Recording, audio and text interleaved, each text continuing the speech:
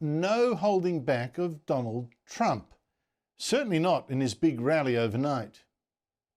I've also announced a permanent pause on third world migration, including from hellholes like Afghanistan, Haiti, Somalia, and many other countries.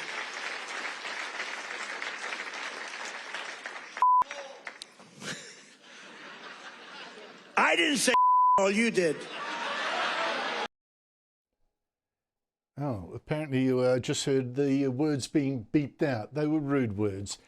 Trump was also blunt in both his new security strategy this week and in the interview that he gave to Politico's Dasha for this week's episode of The Conversation to sell that policy. He didn't specifically mention mass immigration from Muslim countries, but that is exactly what he meant when he attacked Europe and especially Germany, France, Sweden, and the Muslim mayor of London. Most European nations, they're decaying. They're decaying.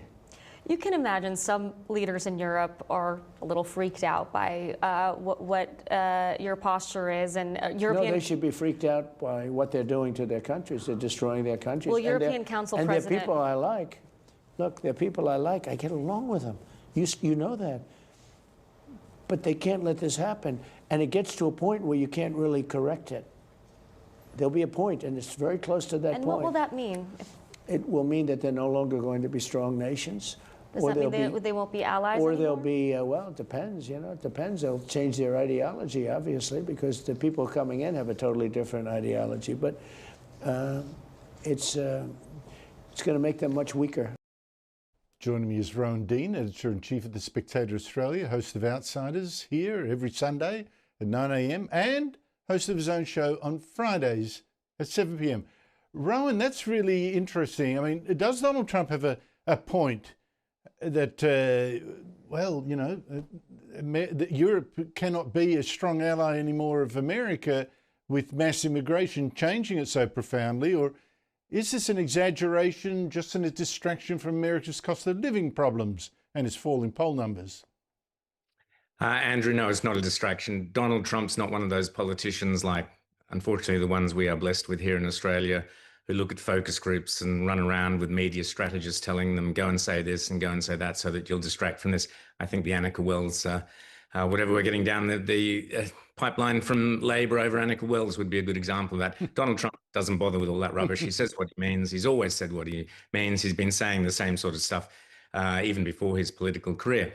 And the point here, Andrew, is Trump isn't saying anything new.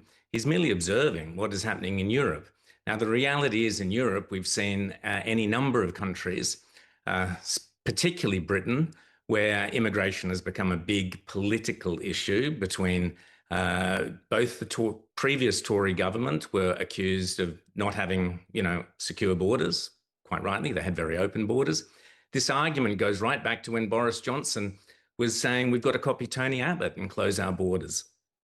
So it's not a new argument in Britain. Likewise, in Germany, France, much of Europe, much of Northern Europe, governments have fallen, governments have changed because they haven't managed to secure their borders or because they've allowed immigration to such an extent that it threatens all sorts of aspects of what was previously the way of life there. So this issue is huge in Europe. You even have countries like Hungary, where Viktor Orban pays €1 million a day in fines to the European Union because he refuses to go along with the European Union's open borders policy. And I'll be talking about this on my Friday show that you kindly mentioned. He's even running ads now, inviting people to come for Christmas in Hungary because it is safer there, according to him, because of his borders policies. So if you've got a country running ads, tourism ads, forget where the bloody hell are you or anything like that, or Paul Hogan, another shrimp on the barbie. When you're running ads saying our country is safer because of our immigration policy, that ad doesn't come out of the blue. It comes out of focus groups. It comes out of research. It comes out of the sort of people who are traveling. No, and it comes out of brutal reality. Absolutely. I've been seeing some of the Christmas markets in Germany. bollards everywhere to stop more truck bombings, or truck rammings rather. I mean, it's just disgusting. How can Christmas be a time of fear in Germany's Christmas markets? I mean, I can understand why this is a hot political issue and why politicians have got to grab hold of it. And I don't think that Donald Trump is saying much that a lot of politicians of the right in Europe aren't saying for themselves. Absolutely. And, it's going to be the big issue here because this issue is not going away. And you mentioned the A word, the dreaded A word, not long ago, assimilation. It was the Whitlam government that cursed the A word and said, we're not going to have that any longer. We're not going to have integration, assimilation. Multiculturalism is the way forward. The first victim of cancel culture was, of course, the politician Enoch Powell, who in Britain in 1968 warned that you can't have immigration without assimilation and integration policies in place. He was demonized and cancelled and called a racist because of that. And ever since then, Andrew, anyone who raises this issue is called a racist, which is just a lazy way of the left saying we don't want to discuss the issue. It's too hard for us to defend. Rowan, before we go, the social media ban on children today, the Prime Minister was saying he was giving power back to families. Well, I don't agree with that. Whether you back the ban or not, he's not doing that. He's giving power to government. Now, what do you make of this ban? Well, I've been against it all along, Andrew. I certainly appreciate that there are issues to do with social media, not only for kids, but for everybody, but especially kids, and that there should be the tools in place for parents to be able to say to little Johnny or, little Susie or whatever, hang on, we've got to curtail this, and you've got to be aware of this, whether it's education programs, whether it's not allowing the hardware, the phones and so on into schools. There are plenty of other things they could have done rather than blanket bans.